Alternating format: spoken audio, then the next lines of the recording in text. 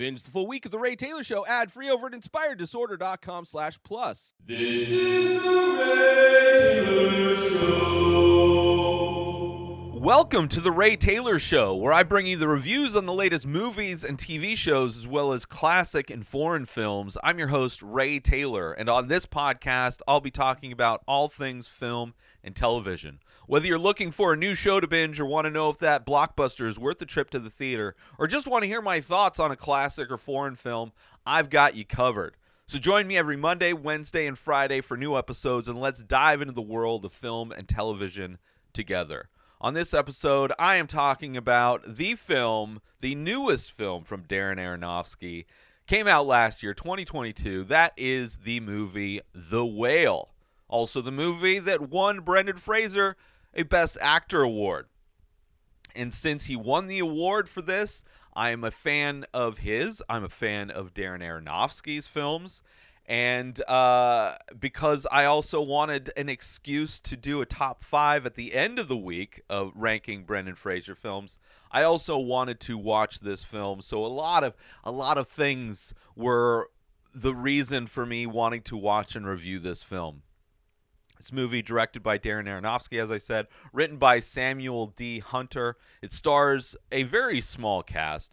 Brendan Fraser, obviously being the titular character in many ways, but also the main character. Every scene is him and his interactions with other characters. But it's Brendan Fraser starring in this alongside Sadie Sink and Chau. Sadie Sink from the Stranger Things show, Chau from The Menu, as well as Marge from episode 2, I believe, of Poker Face. Both actresses I love, and a small cast. Great performance from Brendan Fraser, obviously won him the award. The idea of this movie, it's about a reclusive, morbidly obese English teacher who attempts to reconnect with his estranged teenage daughter, who is played by Sadie Sink. Overall, I absolutely agree with Brendan Fraser winning Best Actor for his performance in this film.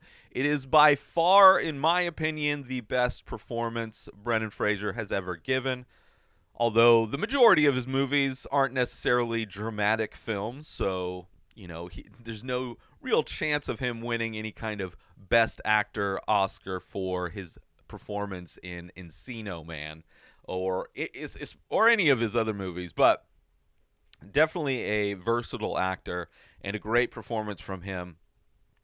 This movie is just a simple movie, kind of deals with a variety of issues, variety of themes.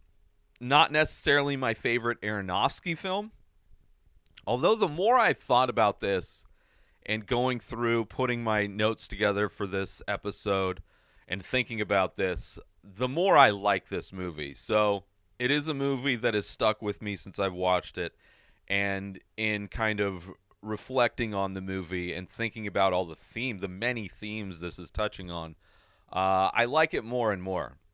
But still, I don't know if I would say it's my favorite. I am going to be doing pretty soon, the next few weeks, I'm going to be watching and ranking my favorite Aronofsky films. So we will see where this movie ranks, but I do enjoy this movie the more I think about it. And it's also not necessarily my favorite Brendan Fraser movie, which at the end of the week on Sunday, when I do top 5, I will be ranking my top 5 favorite Brendan Fraser movies. This one may not be at the top. We'll see if it even makes the list. But I did enjoy this movie. I did like this movie a lot. So this movie, a lot of interesting things about this movie. One, it's filmed in a 4:3 aspect ratio, right? More of the square format, the format of an old school tube TV, right? This movie would be one of the rare films to ever come out that you wouldn't get this film has been edited and formatted to fit your screen. As you would have gotten for anybody that remembers those screens when watching a movie, renting a VHS tape. So it is that more of a square aspect ratio, which I think only adds to kind of the claustrophobic nature of the film. I mean, the main subject is Brendan Fraser, who plays this morbidly obese guy who, in many ways, is a prisoner of his own home, right? He never leaves his home. It is a place where even his mobility is very, very limited within his home. And I think the aspect ratio only kind of adds to, removing a lot of empty space that may have been present in the shots of this film. Sadie Sink, who plays Max in Stranger Things, she is great in this, as she is in Stranger Things. It was great to see her. She plays his daughter, Chau. Marge from Poker Face, as I said, also the waitress from the movie The Menu. Not a big fan of that movie, but she was by far my favorite part of the movie The Menu. And also great as Marge in Poker Face. Great in this movie. She plays kind of his friend / caretaker. She's a nurse that comes to check on him and does her best to try and get him to take care of himself, but also seemingly the only person in his life that he would consider to be a friend or is friendly to him. So, it's a very difficult character that she plays, which I'll get into that in my review, but she's great in this. Overall, I mean, it's a painful story. The prosthetics on the fat suit. I have been outspoken on many movies that use the fat suit. The Elvis movie didn't make any sense why they would put Tom Hanks in a fat suit and not Elvis. There's a comedy that I watched fairly recently where the love interest, like a romantic comedy where the love interest is supposed to have more of a dad body, and they put him in a fat suit instead of just casting one of thousands of stand-up comedians that are overweight. I generally prefer films to cast people who are the thing, like the fact that Colin Farrell gets all made up in a fat suit and makeup to look unrecognizable to play the Penguin in the Batman movie. I don't think that's impressive. However, this movie, I would say, is the exception to that rule. I think because this movie is so focused on this one character, I understand why they would want somebody who has a lot of experience acting, right? Which I don't know. I'm sure there's thousands upon thousands of morbidly obese actors out there, and I'm sure they would have loved the opportunity to be the lead in this movie. But I can also understand why. And Brendan Fraser, I mean, if you ever saw the film, the movie that came out like 2 years ago, No Sudden Move. He got big, obviously much bigger. They put all kinds of prosthetics on him for this film, so it's not like they cast some string bean guy and put a fat suit on him. They just made a large actor look larger, and I think Brendan Fraser's actually lost weight since this movie. Either way, I am not as critical about the fat suit. Also, because the fat suit and the prosthetics and the makeup, I feel, are the most realistic I've seen in any movie. Brendan Fraser in the fat suit is probably the most realistic depiction of somebody that would be that large in a film. So I don't mind it. I understand there's criticism, and I could have easily been on that side of the criticism, but after having watched it, I was like, this is definitely one of the few times where I would disagree with my general stance on fat suits. But great prosthetics, great makeup in this movie. And the story is about a lot of different things. One of the kind of main things is a story about people trying to save people, right? A story about forgiveness and redemption, a story about depression and self-destruction. Like, it tackles a lot of things, right? As someone in myself who has struggled with my weight since childhood, my entire life, right? Growing up as a kid, overweight, I was called morbidly obese by people I also considered to be friends. Like people I considered to be close family members, friends, family, friends. Like that was like my identity to so many people was my weight.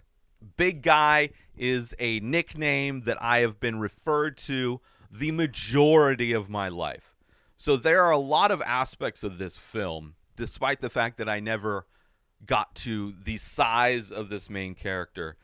There's still a lot that I related to just in being overweight, seeing how, and I've been like overweight the majority of my life. There have been moments in my life where I lost a bunch of weight, and I saw how drastically different human beings, general society treats people depending on how they look. And when it comes to being overweight, there's a lot of reasons why somebody might get that large. I would say depression being one of those things, and addiction being another one of those things. And when it comes to food, it's not a substance you can just quit doing, right? You have to somehow find a way to moderate and make better decisions. But it's unlike almost every other substance or activity that can become addictive. You can just quit doing those things, which may or may not be the right path to, getting away from an addiction, but it's something you can't do with food. And the things that food can do, I mean, it is a drug in a lot of ways. It can release a lot of the similar things in your brain that doing drugs can do. So in a lot of ways, binge eating and eating is like self-medication, right? It is in some ways the only way you can feel good, have any kind of positive feeling in your mind when you are dealing with severe depression, which this character is. This character is dealing with the loss of a loved one, somebody he was in love with who is no longer with him. And his friend, the nurse, is dealing in relate. They have that in common. They're both mourning this person that was very close. Her is her brother. Him is his partner. So, like, there's a lot of aspects of this movie that I relate to. Let's take a quick break from this episode to talk about, are you a fan of art, movies, and all things entertainment? Then you need to check out youtube.com/inspired disorder. Our page is jam-packed with all kinds of great content, including making of videos of the many faces, an ongoing art series of abstract ink paintings. But that's not all. We also feature daily episodes from The Ray Taylor Show, a podcast that brings you movie reviews, TV show reviews, episode recaps, opinions on news and entertainment, and much more. There's also a weekly diary and top 5 movie rankings of a variety of categories. And if that wasn't enough, we've also got how-to videos covering all kinds of topics. So why wait? Head on over to youtube.com/inspired disorder and start exploring the amazing content we have to offer. And now back to the show. So, and I feel his pain watching this movie. It's like, I have done similar things and been self-destructive, not necessarily using food in the way he is, but at times using food, using alcohol, smoking weed, like doing all of the things to self-medicate and not participate in life as much as possible without actually removing yourself from life, right? In many ways, those kinds of paths, those kinds of self-harm things you can do are like, it's like you're committing suicide, but like not directly, not in the short term. Like, you're killing yourself by consuming things and living in a way that's unhealthy for you, but you don't value your life. And in some ways, it is a form of like long-term suicide, right? It's the timetable is different from what we normally would categorize as suicidal behavior, but in both instances, you are treating yourself in a way where you don't value your presence here. You don't, like, your view of yourself and your opinion of yourself, due to many different things, may be causing you to say, fuck it. Fuck it. I don't care. Let's do this. You know? So, I relate a lot to this character.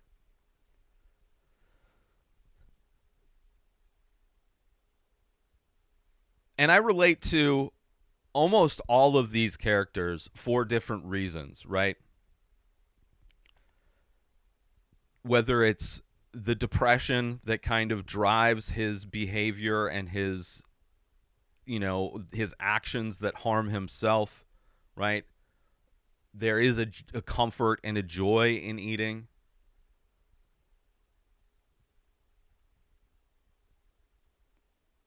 Also,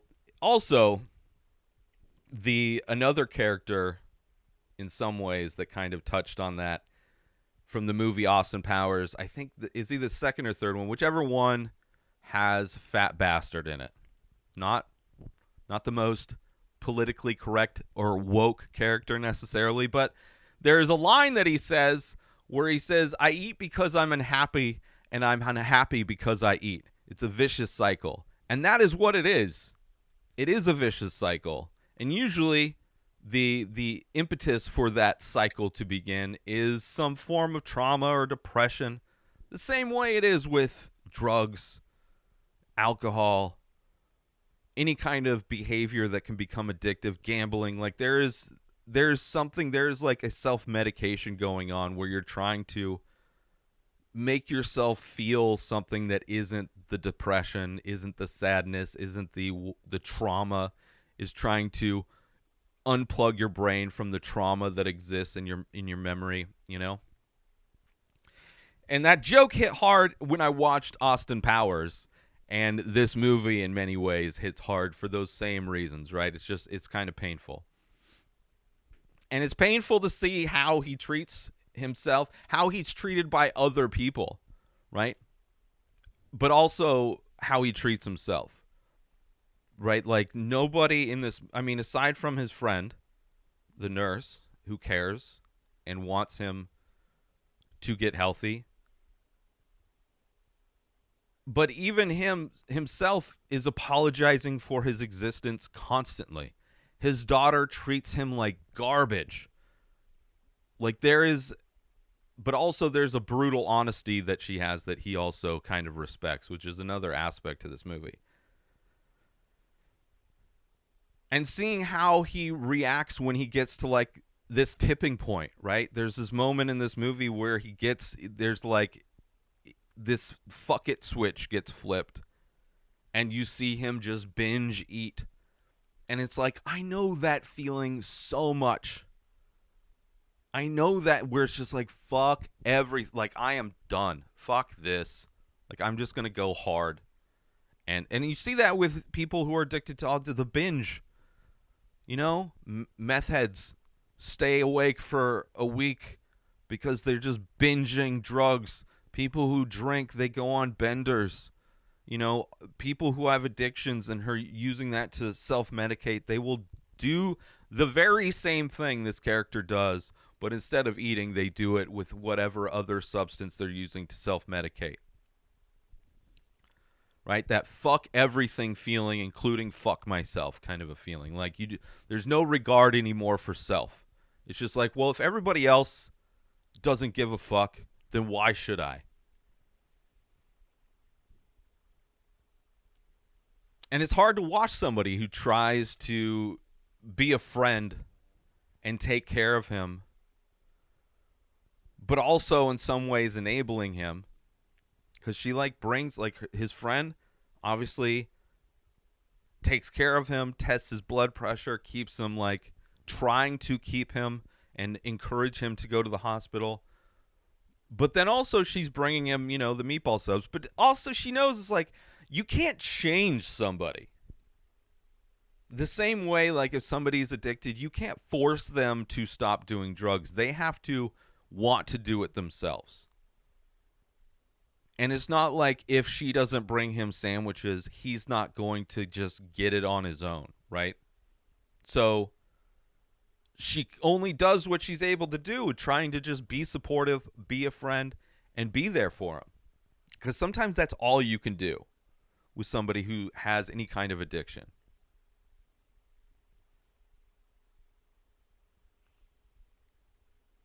Right? And the hope is that when they hit whatever rock bottom they hit, they're alive and able to turn things around. But it has to be their decision. You can't force, right? Like, talking shit and being horrible to a fat person is never going to inspire them to become healthy. It's not going to. No matter how many like fitness challenges Joe Rogan and his friends do, Bert Kreischer is never going to live a healthy lifestyle unless Bert Kreischer wants to live a healthy lifestyle, right? Fat shaming doesn't necessarily, it only just makes you feel worse. Maybe it can escalate your trip to rock bottom, but it's not, you can't force somebody. You can't like shame somebody into stopping smoking cigarettes. You can't shame somebody into stop doing meth or heroin or whatever pills they're able to get from the legal drug dealers, you know? You can't, it doesn't work that way. And the sad thing is, most addictions can be hidden. The addiction to food is the one thing you exist, that is like your entire identity to the majority of people who know you, which is sad. It is sad. If everybody's addiction was as visible as food addiction is, people would have a lot more sympathy for overweight people, but they're not, so they don't. And it's painful. You see that in this movie, which some people criticize that. And it's like, that is honest. Like, you can lie about whatever you want, but the truth is people who are overweight are treated like garbage, by the majority of society. And people comfortable treating you like garbage. Anyway, I want to talk about spoilers. There's specific aspects of this movie that I want to talk about, and I don't really want to spoil this movie. Obviously, you kind of know. It's him trying to connect with his estranged daughter, but you're also finding out about him, about the different people and what they're lying about, what they're, these false things that they're trying to exist in, you know, trying to pretend aren't real. Anyway, so spoilers. It's crazy how in this movie he is constantly almost dying. Like, from heart attacks to choking, like almost every moment is just him struggling to stay alive. Like, he is constantly on the razor's edge of almost dying in this movie. Right? And one of the main themes, the depression and loss of this movie, right? He has the friend who tries to take care of him. Right? I love that actress. I love this her character in this. I love the character she plays in everything I've seen her in. But mostly she's just watching him slowly kill himself. Right? Which is painful from her perspective. And if you've ever had a friend that's dealt with addiction, that's what it feels like, because you can't control it. Right? You're just standing by because you care, but you're literally just watching them slowly kill themselves. Right? And they're both traumatized. Her and the main character in this are both traumatized from the same death, which you don't realize till later. But that's why they have this connection, because his partner was her brother who was dealing with his own depression and own trauma because of his religious family, who didn't accept the fact that he was gay. And he was never able to because of that, and because of that like rejection, it led him to killing himself. So part of this is not only her trying to save Brendan Fraser's character, but it's also about how Brendan Fraser's character, which let me pull up his character's name, how he was trying to, in some ways, save his partner, right? And he couldn't, Charlie, right? He wanted his partner to just like let go of that trauma and let go of the fact that his parents don't accept him for who he is.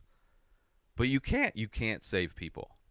Let's take a quick break from this episode because I want to talk about, are you looking to add some unique and expressive artwork to your home, office, or wardrobe? Look no further than the Many Faces series by Ray Taylor. That's me. These abstract paintings on paper explore the endless possibilities of the human face, capturing unique expressions of emotion, mood, tone, and energy in just a few minimal features. Now you can bring these stunning and thought-provoking pieces into your own space with high-quality prints and t-shirts, featuring designs from the Many Faces series. Or take home a one-of-a-kind original piece for your collection. Don't miss out on this opportunity to add some original and expressive artwork to your home, office, or wardrobe. Head on over to inspireddisorder.com to browse and purchase original artworks, prints, and t-shirts from the Many Faces series today. And now, back to the show. There's some movies also about like redemption and forgiveness. Obviously, the big part of this is him trying to reconnect with his daughter, who she is absolutely disgusting to him. But also he left her, so she's hurt, right? Her dad just bounced, left the family. Now he's not some deadbeat dad where he actually did pay child support as opposed to so many dudes who just bounce and, pretend to be good dads. But, he was ashamed of who he is, being gay, and, like, his relationship with her mom. It was fraudulent on some level. And because of that, his shame, hiding himself away, and also the added shame of how because he wasn't always morbidly obese, but he was a big guy. Like, the added shame and that cycle of not wanting people to see what you've become or who you are. You see a lot of people that do drugs. They hide away, right? They hide their addiction. And when your addiction's food, it's really hard to hide that. So he does that by not showing himself to his children, not showing himself to the students that he has. He teaches an online class. So she's abandoned. So she's, has every right to be angry as well. But all of his shame that he's dealing with and pain that he's dealing with, blaming himself for, I'm sure, for his partner killing himself, but also all of the other things that are piled on top of that. The shame of him losing his mobility, his ability to just get up and walk around, literally becoming a prisoner in his own home. Right? They're all part of that depression cycle. Right? And he just can't let go. This movie's also about secrets, about people lying, keeping secrets. His secrets that he kept from his friend about not having money. Like, he lied to her about not having money as an excuse to not go to the hospital and get help. Right? And that's carried through so much to where you see how she has been in financial problems and he never helped her out. He did, but because she thought he was financially not able to, she turned down his help, right? And you see how, like, a lie with good intentions can snowball into causing more pain and problems than it would be to just be honest, which honesty is a big part of this. It's also about him keeping secrets, the secret of what he looks like to his students, hiding from the pizza guy, right? Ashamed of who he had become on the outside because of his pain on the inside. And then you also have this missionary kid who's lying about that. Like, there is a lot of dishonesty is a big aspect of some of these characters, but also forgiveness, right? Charlie has this desire to be forgiven for what he's done to for abandoning his daughter, and he wants to make that right, wants to help her with her writing.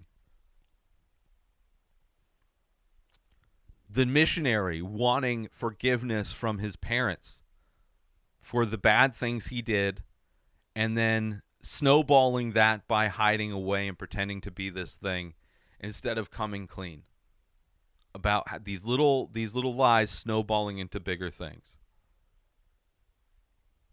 And also for Charlie to forgive himself, right? Not feeling responsible for what happened to his partner.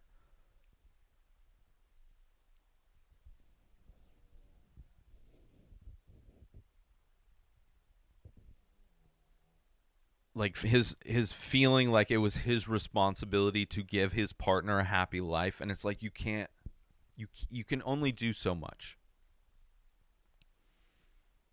Because especially like with religion can fuck people up because of how, like, if you indoctrinate somebody into a religion and then their lifestyle, the person they are, becomes antithetical to that religion, I could just like tear somebody. It's like that's like one of the most evil aspects of organized religion, are how like there's this idea of forgiveness and whatnot, but then when it really comes down to it, now some obviously are, not all religions, but the majority of religions, especially people that are the more religious you are, the less accepting you are of the spectrum of human existence, as we see taking place in this country. And for those that don't live in America that watch these reviews and are tired of me relating things to what's happening in this country, I can't help it. I live in this country. If I lived in another country where religious fundamentalists and Christo-fascists were making certain ways of living illegal, then I would be bringing that up. So you're just going to have to, if you don't, then don't subscribe. I'm sorry. If you don't like me comparing, but whatever. Anyway. This movie's also about honesty, like a big thing. Like that is something, especially Charlie, something that he does like when it comes from the right people. Somebody being brutally honest about how you're acting. I mean, you see that in like people confront addicts. You know, they have an intervention and they read letters about how that person is affecting them, right? Being brutally honest to this person. That is much different type of honesty than strangers who don't know you criticizing who you are and putting you down, because that's not, they're not doing it to help you. They're doing it because they want, they're evil, they want to attack. Right? And this Charlie has a passion for honesty and the truth.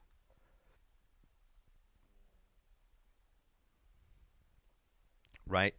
The person that you pretend to be when you try and fit into a religion, the person that you pretend to be in a relationship or a friendship, the person you pretend to be as a student or a son or a daughter, versus brutal honesty. Because there's so many people that just kind of pretend to be a thing in order to fit in. They pretend to be a thing because that's what the people around them expect them to be, right? Whether you grow up religious, you pretend to be straight because you don't want to be ostracized from your community, which, again, doesn't always happen, but does happen. There's a reason people lie about who they are and what they are because they're scared of what the people around them will think. Same thing with like students and teachers pretending to do an assignment because you think that's what the professor would want you to do. Like instead of answering honestly, you're putting it through some filter of what you think the answer they want to hear is. Versus just being brutal honesty, which his daughter in many ways represents that brutal honesty. And not just with Charlie, but with the religious guy, with her writing of books, her interpretation of books, right? She doesn't pull any punches. And as a writer, he's an English teacher, and all of these students are just trying to write what he thinks that will give them a good grade, right? Instead of being brutally honest, which is like there's this running thing through this movie where he's reading this essay about Moby-Dick, and it's the thing that calms him down because it's so honest. It's an honest take on this book. And it's like refreshing for him because so much of life is this bullshit.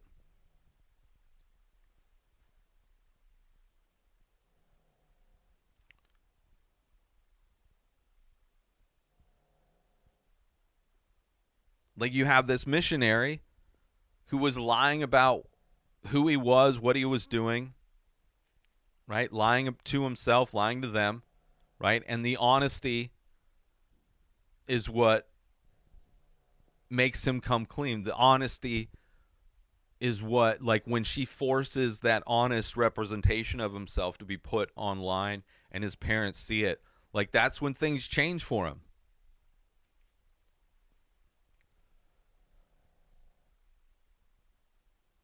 And the end of this movie, where it's like even like it kind of goes into like this magical realism kind of end, right? Kind of an ambiguous end, but it's like this thing where metaphorically, I believe, this honesty that's so refreshing, the truth is so refreshing, kind of lifts the weight of bullshit that you're kind of surrounded by and weighted down by.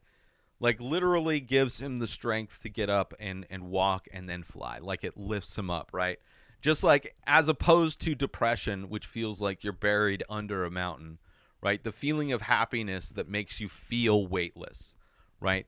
Listening to his daughter read his favorite, this thing that she wrote years ago that is the one thing that he holds on to. It's like his life raft. The words that she wrote, because they are so honest. So when he finally hears her read her words, it lifts him up. It makes him feel weightless, as opposed to when you're depressed. It feels like you have the weight of the world. It's like you can't. It's exhausting. It's kind of amazing. All of these things that this movie tackles and talks about. I mean, it's a painful story. By far the best performance by Brendan Fraser. Worthy of an Oscar, right? A movie that the more I think about it, the more I like it.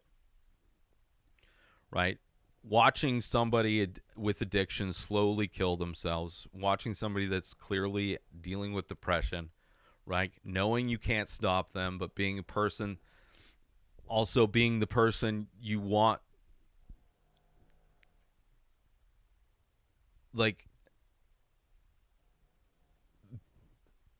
being the person that you want them to be and to see them do right by themselves, right?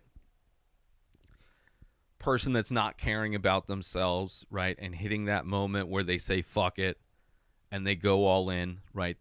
Seeing them go on these binges, you know.